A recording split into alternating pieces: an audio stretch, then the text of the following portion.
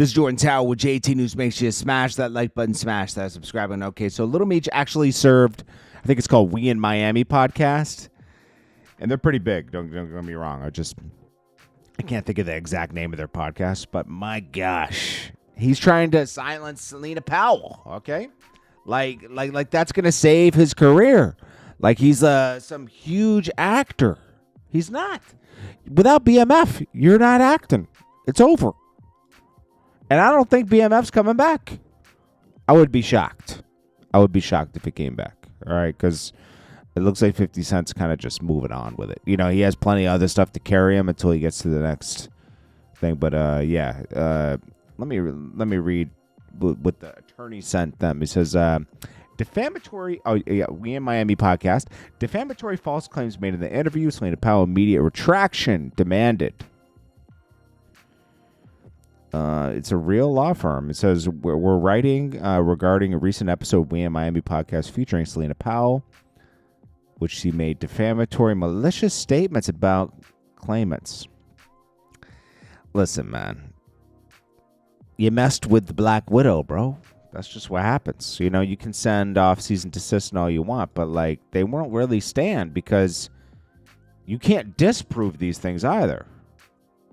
People really like to waste money with attorneys now instead of just taking their licking like a man, okay? You can think about every person that talks about you, you're going to send off letters. You know, I blame Cardi B for this. Cardi B overused this. I agree with her using it with Tasha K because Tasha K made up some stuff about her, right? It started with Tasha K on her podcast having somebody on that, and instead of putting the blame on the person that said it, Tasha K kind of fought it, and she should have just kind of like taken it down because that was like she started the story, you know. But if you're reporting something or really the person, what We in Miami has to do right now is put it on Celina Powell. Say, hey, this is what she said. You have to attack her. You can't attack me, you know. You have to go after her and then make her retract it or suffer the consequences. But you know what? Celina Powell will just come with more receipts and embarrass Lil Meech. I'm sure there's plenty more she has. She is crafty, okay? What Lil Meech should be worried about is mending his relationship with Big Meech and 50 Cent and continuing that show.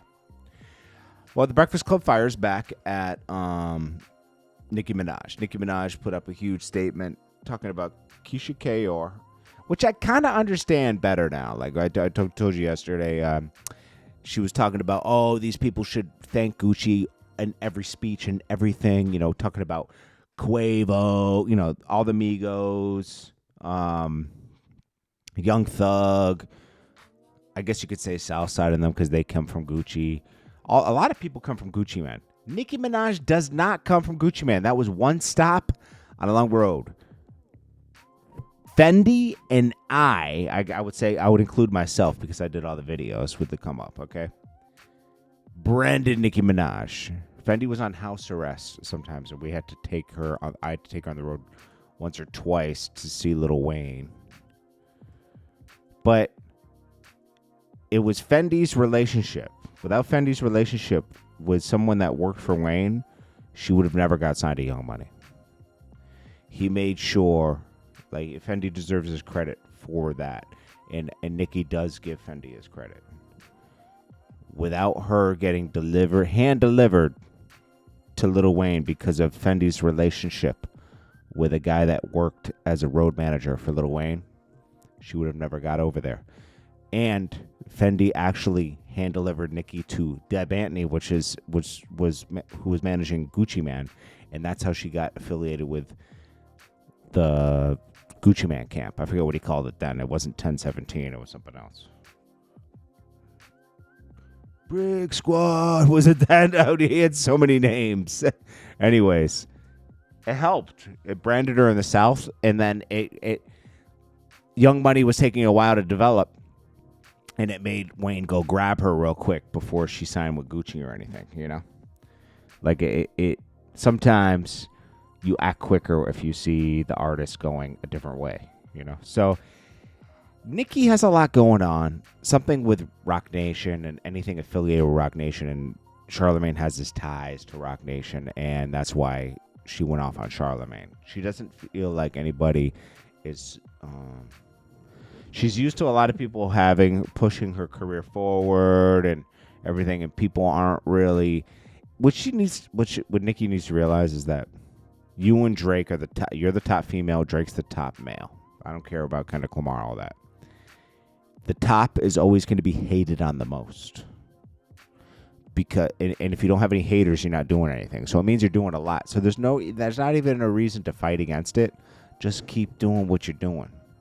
Because the rants and everything it gives them a narrative to change people's view of you, when I know that Nicki probably has a lot of stuff going on behind the scenes and she's trying to fight it, but the way she's fighting it, we don't see what's actually going on. So it looks crazy to a lot of people. It doesn't look crazy to me because I kind of understand what probably is going on. I had it happen to me. The music industry does take a shift on you sometimes. And she has enough power to fight it. I didn't have enough power to fight it. But it will shift on you. It's just how it does. It's shifted on Drake. Shifts on everybody. It's shifted on Jay-Z. It's how you maneuver in the situation, how much power you have. I didn't even maneuver right. I'm gonna be real. Like, I should have maneuvered differently. I didn't. I kind of just let it happen instead of fighting it. So yeah, I messed up at that point in my career, and my team around me fell apart, which was unfortunate. And I take the blame for that, because you build your team. Sometimes you see people firing people really quick. It's because their team is weak. And I used to look at it as disloyal. No. It's about survival. Sometimes you got to get rid of weak people around you and have people that are with you for the fight.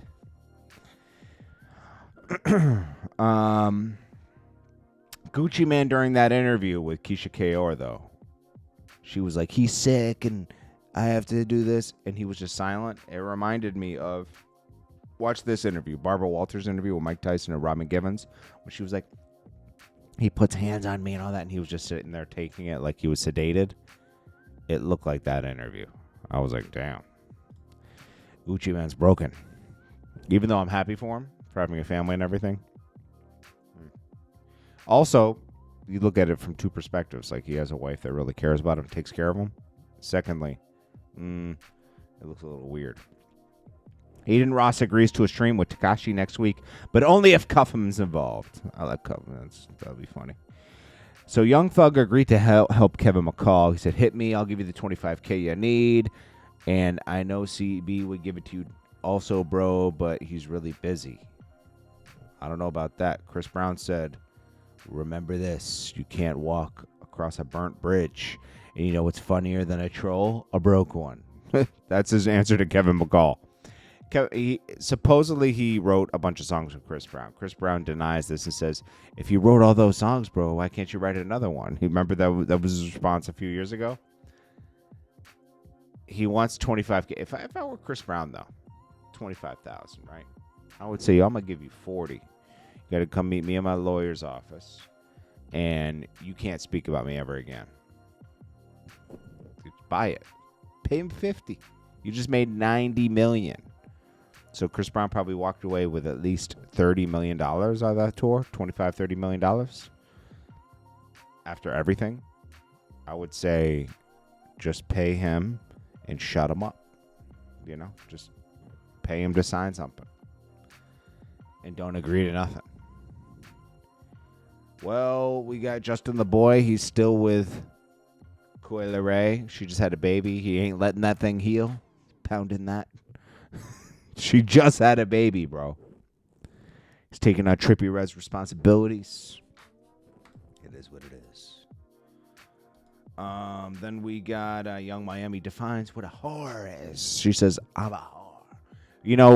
After watching the Diddy trial and you allow Diddy to smut you out like that, I would say, yeah. And you know what? At least she wears it proudly. That's all I could say. At least she wears it proudly. Most people would deny. She accepts it. Jim Jones reacts to Cameron and 50 Cent officially working together. He says, I wish them two suckers the best. What are two suckers going to do? Bro, you're a sucker. You're the sucker that tricked yourself out of everything.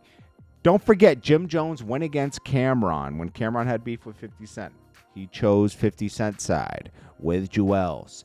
Went on shows with 50 Cent. Performed with 50 Cent. But 50 Cent always looked at it like, oh, this guy's disloyal. I'm breaking up Dipset. I win, right? And Jim Jones allowed himself to be tricked instead of keeping Dipset unified and moving forward.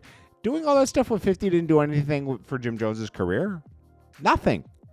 He could have gone on doing whatever, and then him and Cameron would have still had that relationship together. Cameron could never trust Jim Jones again, he said, because of that situation. It's like, dude, you backstabbed me for what? You didn't even get nothing out of the situation. You got to shake someone's hand. You thought you were like getting back at me, but look, 10 years, 15 years later, I'm working with the person that you thought you were siding with against me. Jim Jones looks like a clown in this situation. And never forget, these two really helped Jim Jones' career. He signed Stack Bundles. He signed Max B. Put him on a couple songs. Never launched their career since Stack Bundles. It didn't even get allegedly, I gotta say, didn't because that was the word from his camp. He didn't completely get paid for everything. So, and he spent the money on the cars first irresponsibly, like we all do at that age. We all do. I at that age, when we're doing DVDs and stuff, I had 2 cars and I lived in an apartment. It was stupid. Stupid. But we do stupid things because we're trying to stunt, especially in the city, especially in New York. We're trying to stunt. Got 2 cars. Stupid. I mean, I just sold, eventually I came to my senses and I was like, this is dumb. But you have to mess up some money sometimes. I mean, you're what, 24, 25, Kim Kardashian calls out a fake outlet for a false claim that Northwest said she'd choose her dad over her mom 1,000 times. Yeah, I thought that was weird. They just made that up. Gucci Man regrets making pills video. I shot the pills video. It encouraged people to use drugs, he says. Classic video right there. And lastly, we got Diddy, yes, could get out any day now. Trump is set to commute his 50-month sentence, but he'll still be on probation and everything else. Commute means they just reduce your sentence. It doesn't mean you're absolved of any wrongdoing or anything, because Diddy obviously was wrong. So we'll see what happens there. And then lastly, as expected, we got Finesse2Tymes speaking out after his recent arrest, 20th arrest of the year. I'm just joking, but it's something like a lot, okay? Seems to get arrested a lot and then come out, make bond, and then do a video talking about, hey, man, it's not my fault. Let's see. Clicked on social media.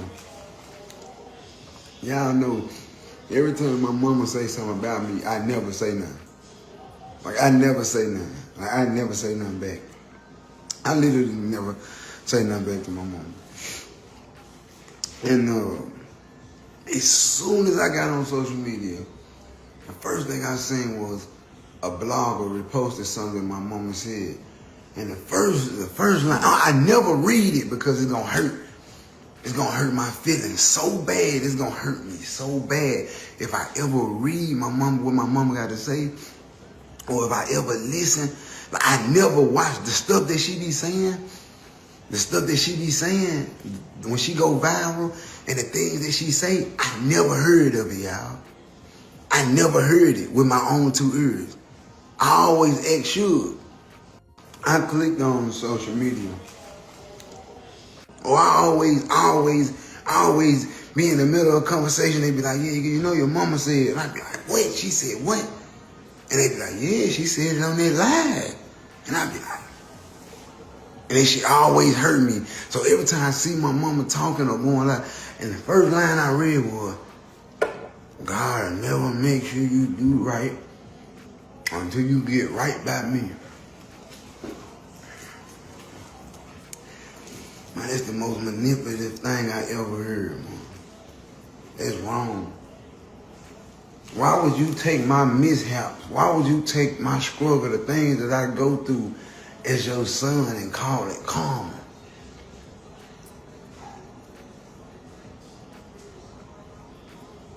That's not karma.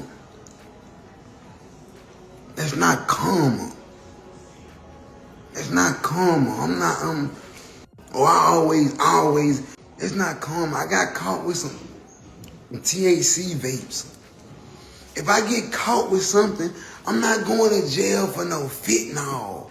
I'm not going to jail for no hard drugs. I'm not going to jail. Listen, let me tell y'all something. I ain't going nowhere. I'm highly blessed and favored by the from the rappers, from the industry. I ain't lying. No, it seems like a long bunch of nothing. So maybe he says he's still clearly blessed, learning and focusing on growth. He spoke from the heart about saying grounded through mistakes, saying every time I go through something, I learn from it. I ain't getting worse, I'm getting better. This guy is something else. Yo, bro, Finesse2Tymes is crazy, bro. He's crazy. That's all I can come away from this. He's nuts. It's all right. It's all right, man. Anyways, I'll check you guys later. This is JordanTower with J2 News. Make sure you smash that like button, smash that subscribe button, and I will check you guys in the next one. Peace.